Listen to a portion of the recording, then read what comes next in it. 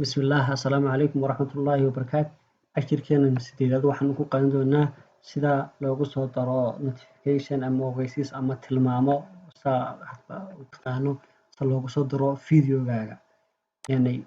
videogan aan screen recorderka ku sameynay ayaan sameynaynaa inaan ku soo darno calaamado ama tilmaamo ina tusaya meeshaan joogno for example halkaas oo kale markaan joogno Camtasia Studio waa halkan sidaan title yar hoose ka aragno waxa waa screen title-ka baan sheegnay qofka title-ka si aan ugu muujino ayaanu calaamad ku soo daraynaa si aan hadaba ugu soo darno waxaan tagaynaa qaybta saddexaad notification annotation ay ku qoran tahay ayaanu tagaynaa qaybo badan buu ka kooban yahay inaad mid qoraal ku soo dari karto qoraal la soo dul saari karto oo sida qof markaa sidoo kale magaciisa oo kale xagan oo soo dul qori karto qof hadlayo kale iyo ciduu yahay aad ka aragtid tilmaamaad ku soo dari kartaa arrowgaada ku tilmaamaya shapes baad ku soo dari kartaa waxa ku soo dari kartaa inaad highlighting ku sameyso kale wajiga qofka kale inaad shucaac geliso oo kale markaad ku soo daraysid markaad wajiga uun focus-ka saaraysid inta kale ka dhigaysid maxay ahaydeen mid shucaac leh aad ka dhigaysid oo kale dhammaan sidaas oo dhan ayaa ugu sameyn kartaa halkan waa inaad calaamado ama tilmaamo saari kartid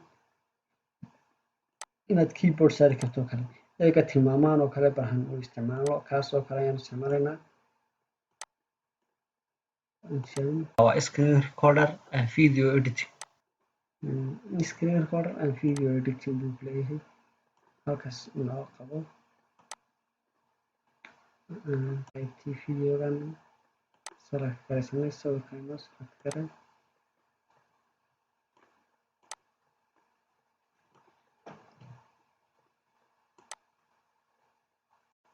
wakaasay yara dhaweede xaggana dhinacan ka yara durqi hadda markaas uga durqino waxa waa screen recorder and video editing waa ugu caansan video editing markaas notification-kaas oo kale saas ayaanu u saarnay waxaanu kaloon saari karnaa markaan xaggaas kala joogno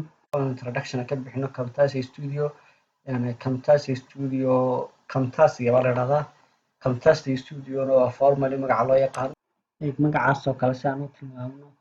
isna waxaanu soo qaadan karnaa arrowyadan kala duwan oo kale oo arrowgaas ayaanu soo duldhiganaa inagoo soo jiidayna u beegayna kalarkiisa halkan baanu ka bedeli karnaa oo waxaan uga dhigaynaa akhtar huruud noocaas leedahay waxaan kaloon samayn karnaa inaan thickness-kiisa weyneyneyno oon qaro weyneyneyno size-kiisana halkan baan ka jiidi karnaa inagoona wareejinaynana oo kalba tilmaamta saa wareejinayna marka hadda haleyno waa formally halkaas buu ku beegan yahay Camtasia baa la yiraahdaa Camtasia Studio waa formally magaca loo yaqaano waa software intaas uu dhaafay markuu intaas dhaafo inuu isna iska baxaan rabnaa dib inooga soo celi marka intaa una ahaado intaa inoogu jiro waxaan kaloon kusoo darsan karnaa keyboard shortcut oo noocu noqon doono inuu mid khafiifa noqdo mid buluuga nooca doonaan kusoo darsan karnaa kaasoo kale inoogu soo dardhay waxaan u tilmaamaynaa oo kale control A halkan baanu ka bedeli karnaa inagoo property ka tagaynaa hadduu property ku furan yahay wuu kuu soo baxaya haddii kale markaad select garaysid ee property furaysaa markaad property-ga furtid waxaan odhanaa control sub oo kale ayaan qofka u tilmaamaynaa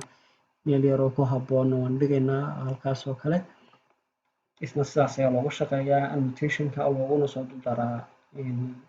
cashirkaad bixinaysid si uu more clear u noqdo inta ayuu cashirkeenu inoogu eegyahay والسلام عليكم ورحمة الله وبركاته